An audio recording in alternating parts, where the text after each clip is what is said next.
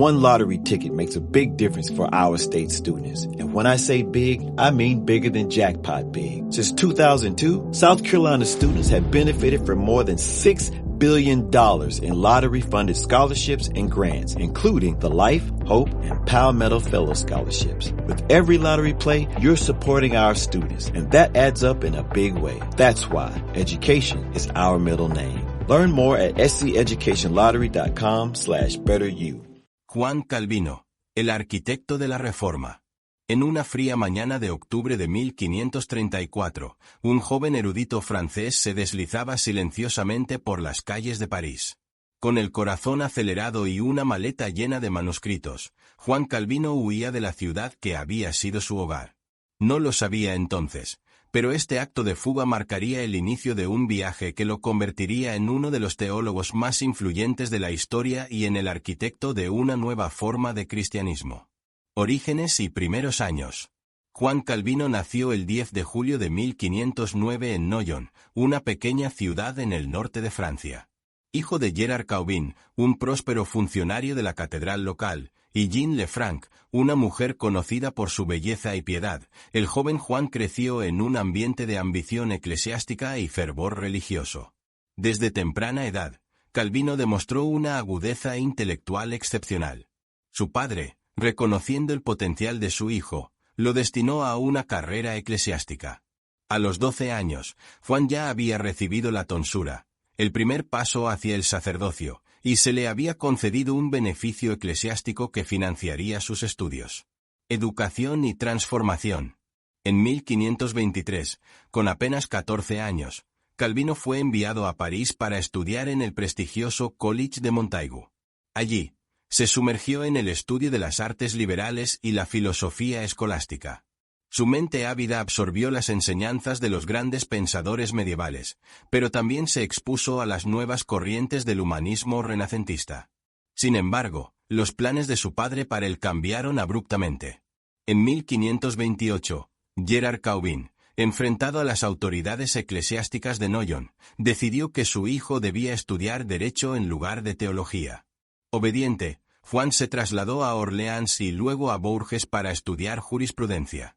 Fue durante estos años de estudio legal cuando Calvino experimentó lo que más tarde describiría como su conversión repentina. Las circunstancias exactas de este cambio espiritual siguen siendo un misterio, pero sabemos que alrededor de 1533, Calvino abrazó las doctrinas de la Reforma. La noche de los carteles y el exilio. El punto de inflexión en la vida de Calvino llegó en la noche del 17 al 18 de octubre de 1534, un evento conocido como la Noche de los Carteles. Esa noche, simpatizantes de la Reforma pegaron carteles en toda Francia, incluso en la puerta del dormitorio del rey Francisco I, denunciando la misa católica. La reacción fue inmediata y violenta. Se desató una persecución contra los luteranos, y Calvino, asociado con los círculos reformistas, se vio obligado a huir. Así comenzó un periodo de exilio que duraría el resto de su vida. Calvino viajó primero a Basilea, Suiza, donde en 1536 publicó la primera edición de su obra maestra teológica, Institución de la Religión Cristiana. Este libro, que ampliaría y revisaría a lo largo de su vida, se convertiría en la piedra angular del pensamiento reformado. Ginebra, la ciudad de Calvino. En el verano de 1536, Calvino se detuvo en Ginebra en lo que pretendía ser una visita de una noche. Sin embargo, el reformador Guillaume Farel, desesperado por ayuda en la reforma de la ciudad, convenció a Calvino de quedarse con una apasionada súplica que Calvino más tarde describiría como una terrible imprecación de Dios. Los primeros años de Calvino en Ginebra fueron turbulentos. Sus esfuerzos por reformar la Iglesia y la sociedad encontraron una fuerte resistencia. En 1538, él y Farel fueron expulsados de la ciudad.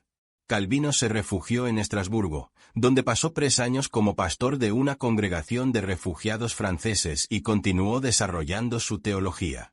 En 1541, el Consejo de Ginebra, enfrentando dificultades políticas y teológicas, suplicó a Calvino que regresara. Reluctante pero convencido de que era la voluntad de Dios, Calvino volvió a la ciudad que se convertiría en el centro de su ministerio y de la Reforma protestante. La Reforma de Ginebra. Durante los siguientes 23 años, Calvino trabajó incansablemente para transformar Ginebra en lo que él consideraba una sociedad cristiana modelo. Estableció un sistema de gobierno eclesiástico, redactó una confesión de fe y un catecismo, y promovió una estricta disciplina moral. El sistema de Calvino dividía el liderazgo de la Iglesia en 4 oficios: pastores, maestros, ancianos y diáconos. Esta estructura, conocida como presbiterianismo, se extendería más tarde a muchas iglesias reformadas en todo el mundo. Calvino también fundó la Academia de Ginebra en 1559, una institución que se convertiría en un centro de formación para pastores y líderes protestantes de toda Europa. La influencia de esta academia en la difusión de las ideas reformadas fue inmensa. Controversias y conflictos. El ministerio de Calvino en Ginebra no estuvo exento de controversias. Su insistencia en la disciplina eclesiástica y su visión de una sociedad regida por principios bíblicos le ganaron muchos enemigos. El caso más infame fue el de Miguel Servet, un teólogo español que negaba la doctrina de la Trinidad. Servet fue arrestado en Ginebra en 1553 y, con la aprobación de Calvino, fue juzgado y ejecutado por herejía. Este episodio ha sido una mancha en la reputación de Calvino a lo largo de la historia, y refleja las complejas relaciones entre la Iglesia y el Estado en la Europa del siglo XVI. Vida personal y carácter. En 1540, durante su estancia en Estrasburgo, Calvino se casó con Idelette de Burá, una viuda anabaptista. Su matrimonio, aunque breve debido a la muerte de Idelette en 1549, fue descrito por Calvino como una unión de gran compañerismo y apoyo mutuo.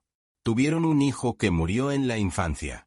A diferencia de Lutero, cuya personalidad exuberante y a veces conflictiva es bien conocida, Calvino era más reservado y austero. Sus contemporáneos lo describían como un hombre de gran intelecto y disciplina, pero también propenso a estallidos de ira y a la impaciencia. Los últimos años y el legado. Los últimos años de Calvino estuvieron marcados por una salud cada vez más precaria. Sufría de varias dolencias, incluyendo migrañas, problemas pulmonares y gota. Sin embargo, continuó predicando, enseñando y escribiendo hasta el final. Juan Calvino murió el 27 de mayo de 1564 en Ginebra. Fiel a su deseo de evitar el culto a la personalidad, fue enterrado en una tumba sin marcar en el cementerio de Plainpalais. El legado de Calvino es vasto y complejo. Su sistema teológico, conocido como calvinismo, ha sido uno de los más influyentes en la historia del cristianismo protestante. Sus enseñanzas sobre la soberanía de Dios, la predestinación y la santificación de toda la vida han moldeado no solo la teología, sino también la ética y la política en muchas partes del mundo. La influencia de Calvino se extendió mucho más allá de Ginebra. Sus ideas fueron adoptadas en varios países, dando lugar a las iglesias reformadas en los Países Bajos, los hugonotes en Francia, los presbiterianos en Escocia e influyendo en los puritanos en Inglaterra y América. El énfasis de Calvino en la educación y la alfabetización, motivado por su creencia en la importancia de que cada creyente pudiera leer y entender las Escrituras, tuvo un impacto duradero en la cultura occidental. La Academia de Ginebra que fundó se convirtió en un modelo para muchas instituciones educativas protestantes. En el ámbito político y social, las ideas de Calvino sobre el gobierno de la Iglesia y la resistencia a la tiranía influyeron en el desarrollo de conceptos democráticos y republicanos. Su ética del trabajo y su visión de la vocación como un llamado divino contribuyeron a dar forma a la mentalidad económica de muchas sociedades protestantes. Sin embargo, el legado de Calvino también ha sido objeto de controversia.